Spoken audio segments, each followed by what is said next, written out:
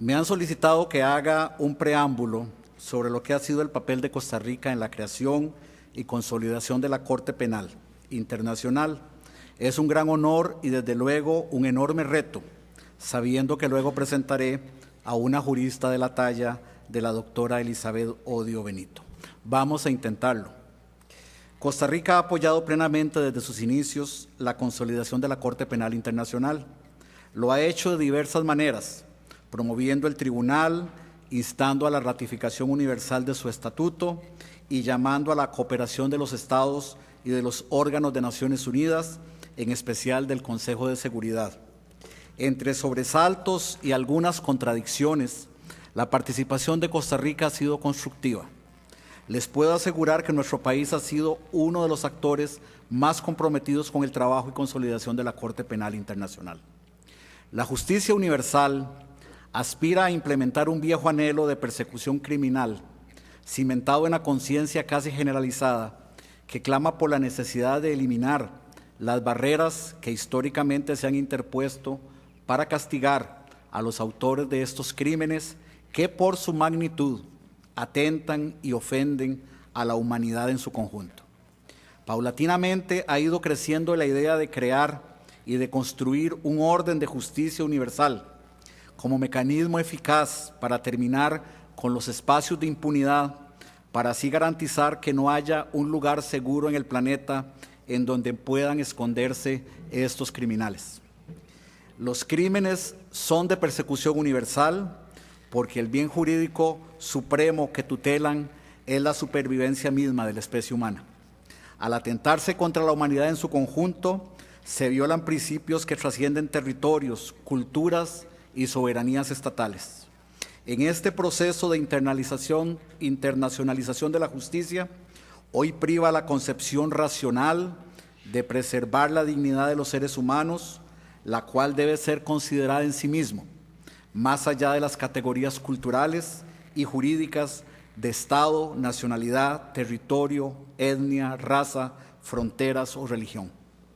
Los tribunales de Nuremberg, de Tokio, de la antigua Yugoslavia y de Ruanda fueron respuestas específicas a casos concretos, pero el curso de los acontecimientos nos indicaba que no podíamos seguir estableciendo tribunales especiales. Después de los horrores de que fue testigo el siglo XX, la Conferencia Especializada de las Naciones Unidas se reunió en Roma con el fin de establecer un Tribunal Penal Internacional de carácter permanente con jurisdicción universal sobre los crímenes más abominables. 160 países se congregaron en Roma del 15 de junio al 17 de julio de 1998 para negociar y finalmente acordar el Estatuto de Roma de la Corte Penal Internacional. Costa Rica adoptó en forma entusiasta este proyecto.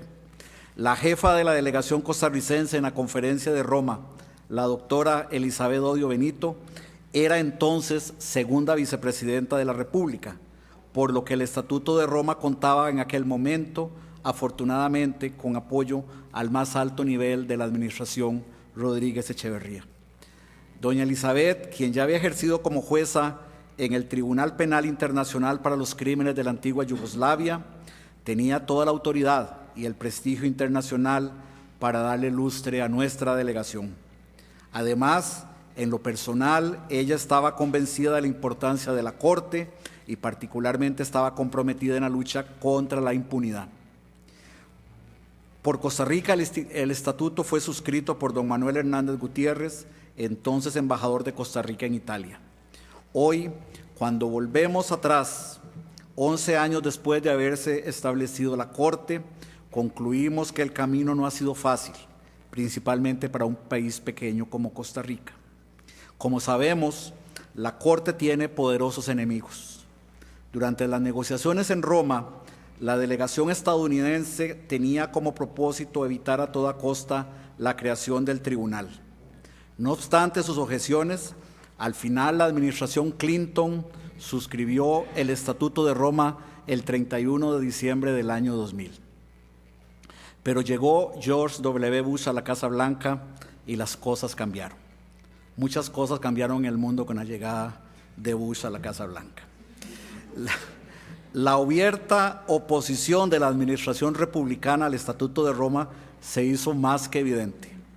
El 6 de mayo del 2001 se comunicó oficialmente al secretario general de Naciones Unidas que Estados Unidos no tenía intención de ratificar el Estatuto de Roma y que por ende la firma del 31 de diciembre del 2000, puesta por la administración Clinton, comillas, no tiene obligaciones legales, cierro comillas.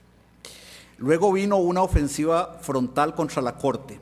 Bush conformó un equipo especial con el fin de evitar la entrada en vigor del Estatuto de Roma.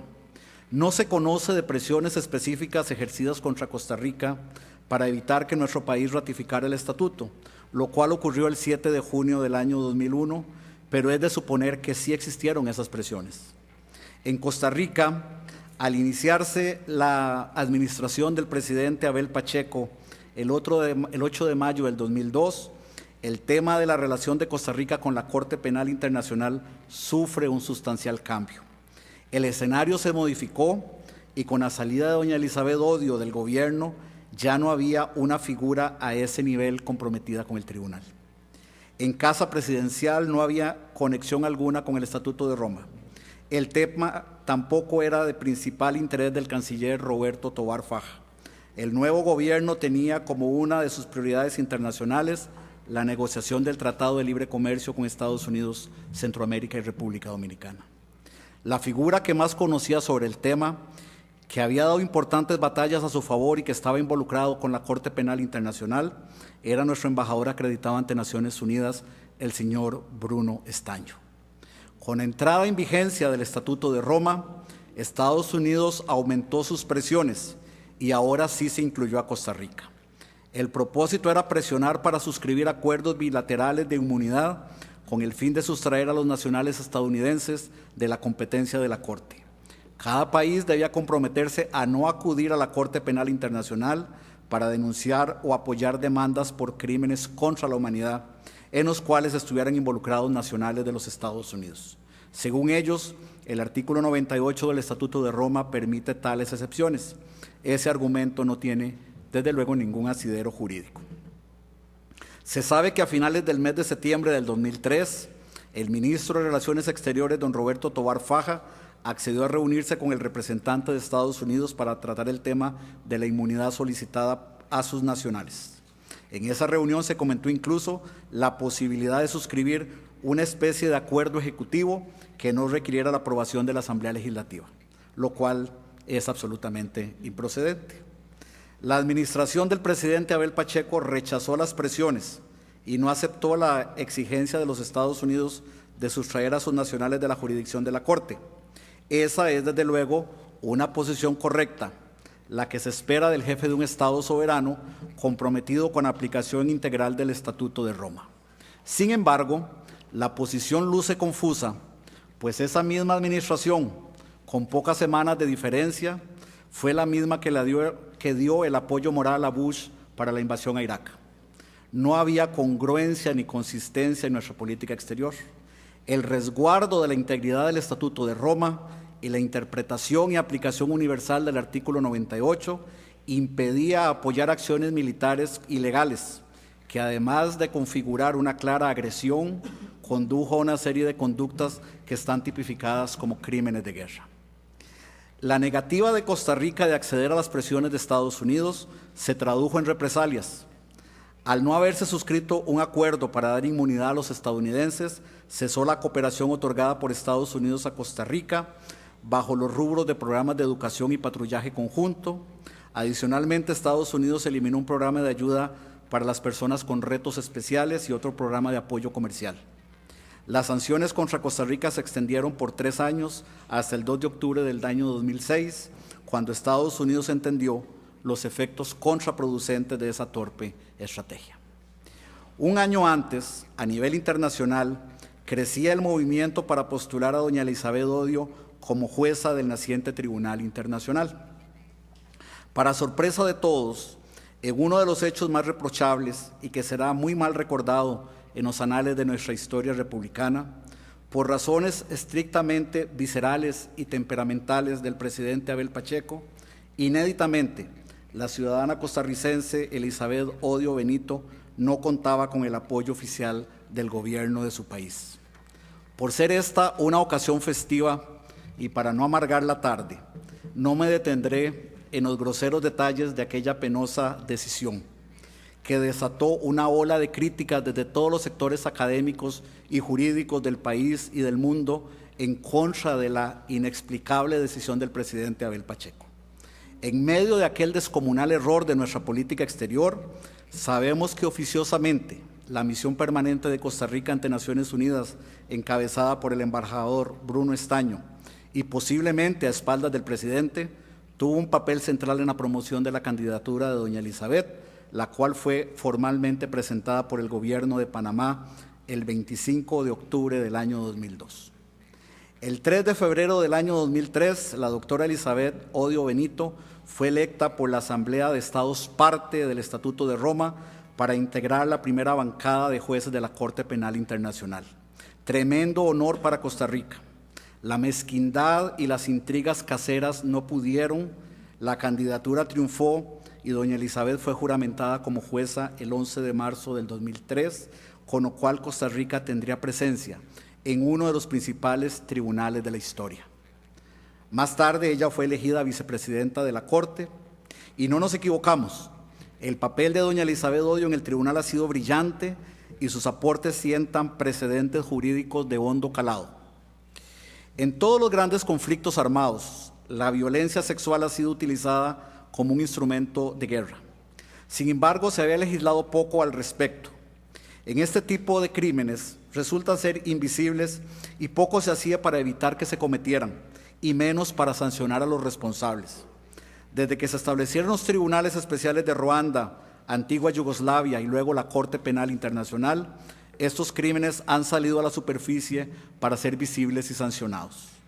Doña Elizabeth Odio, a partir de su experiencia en el Tribunal Ad hoc para Crímenes de la antigua Yugoslavia, logró aportar una perspectiva de género que antes no existía y que jueces, fiscales e investigadores desconocían. De especial importancia es el antecedente de la sentencia en el caso del campo de prisioneros de Celibiche, de fecha 16 de noviembre de 1998, a partir de la cual se definió la violación sexual como crimen de guerra. Se sentó jurisprudencia que ha sido utilizada por diferentes tribunales internacionales, incluyendo la propia Corte Interamericana de Derechos Humanos. Luego, y gracias a ese empeño, el Estatuto de Roma recoge la tipificación de los crímenes de violencia sexual como crímenes de guerra y crímenes de lesa humanidad. Se logró incluir por primera vez en un instrumento internacional la obligación de utilizar la perspectiva de género para valorar los casos de violencia sexual. Hoy debemos reconocer la contribución excepcional y decisiva de la doctora Elizabeth Odio para que se consideren los crímenes de violencia sexual cometidos contra las víctimas en los conflictos armados como crímenes de guerra, crímenes de lesa humanidad e incluso que puedan configurar el crimen de genocidio. Especialmente relevante es que se hayan incorporado con esas categorías tanto en el derecho penal internacional como paulatinamente en las legislaciones nacionales. Doña Elizabeth Odio participó en el juzgamiento del jefe de la guerrilla congoleña Thomas Lubanga. El cargo que la Fiscalía presentó fue el de reclutar y llevar a la guerra a cientos de menores de edad. El fiscal de la Corte, sin embargo, no aportó pruebas de que el acusado perpetrara o ordenara crímenes de violencia sexual contra las menores, de lo cual sí hay abundante evidencia. A pesar que se demostró que ciertamente hubo abusos contra las niñas, la jueza Elizabeth Odio no pudo convencer a los otros dos jueces, Adrian Fulford y René Bladman, de que en este tipo de agresión el género es inherente al delito. Por eso no fue valorado el daño infligido a las niñas abusadas para imponerle una condena mayor a Lubanga. Doña Elizabeth Odio dejó constancia por escrito de su posición y en la sentencia del 14 de marzo del año 2012 emitió una opinión individual y disidente que yo los invito a que la lean y la estudien para que comprueben su profundo alcance. El criminal Thomas Lubanga Fue condenado a solo 14 años de prisión, lo cual no guarda desde luego proporción con los abominables crímenes cometidos. Señoras y señores, el Estatuto de Roma incluye en el artículo 112 una disposición sobre el establecimiento de una asamblea de Estados parte. A mediados del año 2004 hubo una serie de reuniones para tratar el tema del nombramiento del presidente de esa asamblea de Estados parte. El príncipe Said de Jordania insistía en que, por el prestigio del país y por los méritos personales, el embajador costarricense ante Naciones Unidas, señor Bruno Estaño, era el candidato ideal. Por las experiencias anteriores y por las inconsistencias en el manejo de nuestra política exterior en ese periodo, no se sabría si el gobierno de don Abel Pacheco lo apoyaría. Además, recordemos que el embajador Estaño era especialmente crítico con la invasión a Irak, a la cual aquel gobierno había dado su apoyo moral. Esta vez, sin embargo, privó la cordura, la sensatez y el sentido común, y el gobierno decidió apoyar la candidatura de don Bruno Estaño. En pocos meses se había logrado el consenso entre los Estados parte para elegir por aclamación el 9 de septiembre del 2004 al embajador costarricense como presidente para el periodo 2005-2008. Eso ocurrió en la tercera sesión de la Asamblea de Estados parte del Estatuto de Roma celebrada en La Haya. Ya con la Corte en funcionamiento, Costa Rica ha hecho varios aportes importantes a la causa de la justicia universal. Ante las atrocidades perpetradas por el régimen del presidente Omar al-Bashir en Sudán contra las poblaciones no árabes de Darfur, el 31 de marzo del 2005 el Consejo de Seguridad de Naciones Unidas adoptó la resolución número 1593, remitiendo el caso a consideración de la Corte Penal Internacional, hecho que Costa Rica aplaudió. Con la administración del doctor Óscar Arias Sánchez, inaugurada en mayo del 2006, la política exterior de Costa Rica retoma nuevos bríos, no solo por el renombre internacional del presidente, sino sobre todo por el nombramiento del señor Bruno Estaño como canciller. En el año 2007, Costa Rica ingresó como miembro no permanente en el Consejo de Seguridad de Naciones Unidas, y desde ahí tendríamos una actitud más activa y beligerante en el caso de Darfur.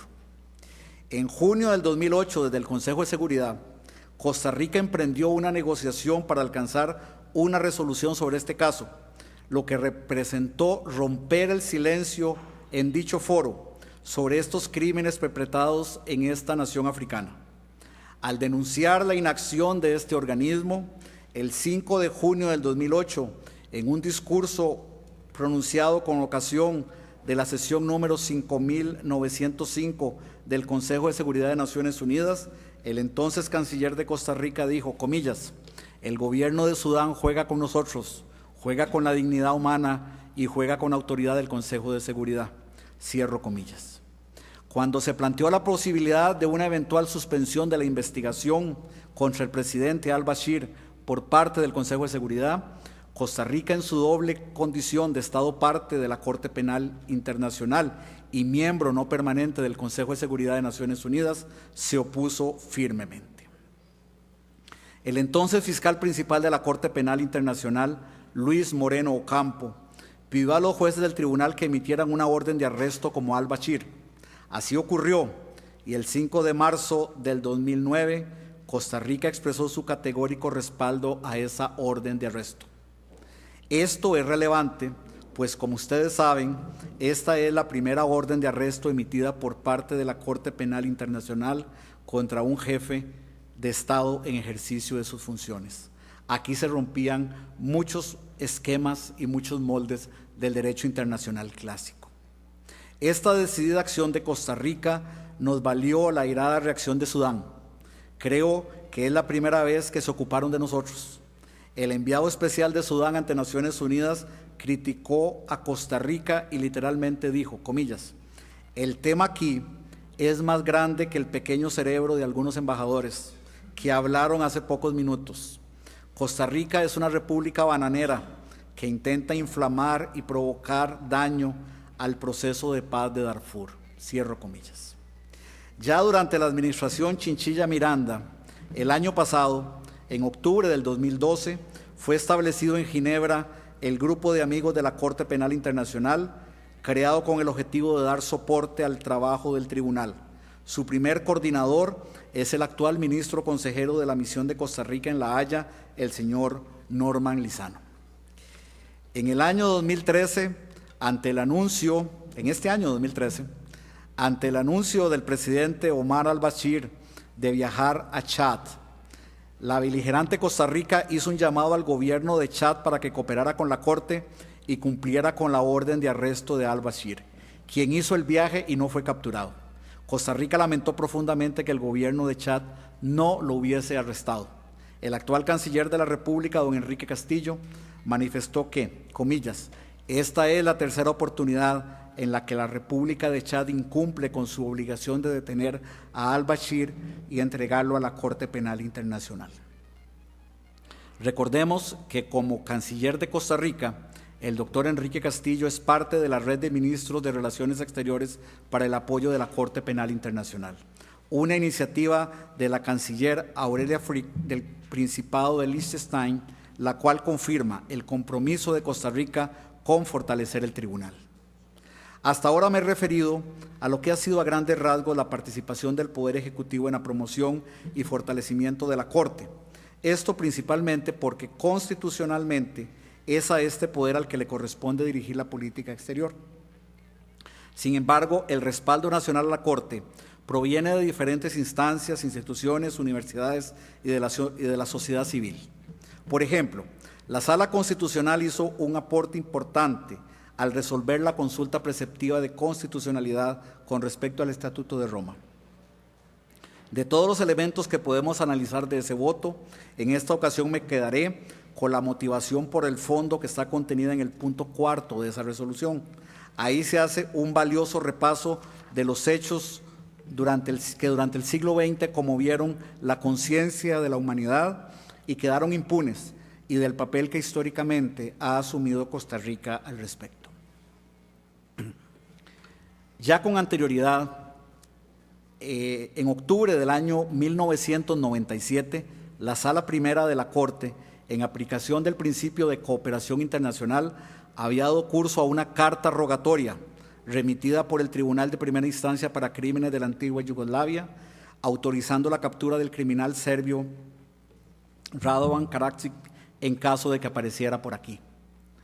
En la Asamblea Legislativa, por su parte, los señores diputados y las señoras diputadas, al aprobar el proyecto de ley para ratificar el Estatuto de Roma, señalaron la necesidad de, comillas, instituir con carácter permanente y con una esfera de acción lo más amplia posible, un órgano jurisdiccional por medio del cual se evite que la impunidad fuera el resultado de las más aborrecibles crueldades causadas entre los mismos seres humanos. Cierro comillas. Durante el trámite, la Asamblea Legislativa confirió audiencia a la Procuraduría General de la República, al Ministerio de Justicia, al Instituto Interamericano de Derechos Humanos y a la Corte Suprema de Justicia para que se pronunciaran sobre el proyecto de ratificación del Estatuto de Roma. Todos lo hicieron favorablemente. Actualmente, la Misión Permanente de Costa Rica en Ginebra es la coordinadora del Grupo de Amigos de la Corte Penal Internacional. En mayo pasado se celebró una sesión de trabajo con la nueva fiscal de la Corte para fortalecer la justicia penal y reafirmar el diálogo sobre los desafíos que afronta el tribunal. El representante permanente de Costa Rica, el actual embajador, don Manuel Dengo, señaló la importancia de asegurar la implementación de los instrumentos internacionales para procurar remedio a las víctimas. Costa Rica ha tenido igualmente participación activa en la llamada Coalición por la Corte Penal Internacional, que es una red de 2.500 organizaciones de 150 países de todo el mundo que trabajan conjuntamente con el objetivo de fortalecer la cooperación internacional con la Corte, abogar por una Corte efectiva e independiente, hacer que la justicia sea visible y universal y fomentar las leyes nacionales para que sean más eficientes y brindar justicia a las víctimas de estos crímenes. A nivel académico, la Facultad de Derecho de la Universidad de Costa Rica ha incorporado a su programa de estudio el tema de la justicia universal y el funcionamiento de la Corte Penal Internacional. Estamos trabajando para establecer la cátedra especializada en Derecho Penal Internacional bajo la sabia guía de los profesores don Joseph Thompson y don Alfredo Chirino, quienes comandan este ambicioso proyecto en el cual doña Elizabeth nos ha prometido participar. Los estudiantes de nuestra Facultad de Derecho participan entusiastas y con muy buen suceso, junto a estudiantes de las más prestigiosas universidades del mundo, en un concurso de simulación judicial ante la Corte Penal Internacional que se celebra cada año, donde los estudiantes tramitan casos complejos utilizando el mismo derecho de fondo y de procedimiento de la Corte. Hace pocas semanas regresaron de La Haya, donde tuvieron una destacada participación. Algunos de esos talentosos estudiantes nos acompañan en esta tarde. Termino con esta frase de la jueza Elizabeth Odio Benito. Comillas. Los crímenes sin autor, sin responsable, sin sanción, darán al traste con todas las formas de organización jurídica que podamos intentar. Sin justicia no habrá paz en cualquier sociedad que pretenda vivir conforme a los cánones de la convivencia civilizada.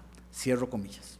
Señoras y señores, en el centenario del Palacio de la Paz, me siento muy honrado de presentar a ustedes a la distinguida jurista, ex jueza del Tribunal para Crímenes de la antigua Yugoslavia, ex vicepresidenta de la Corte Penal Internacional. Les presento a mi querida profesora de la Facultad de Derecho, la doctora Elizabeth Odio Benito. Muchas gracias.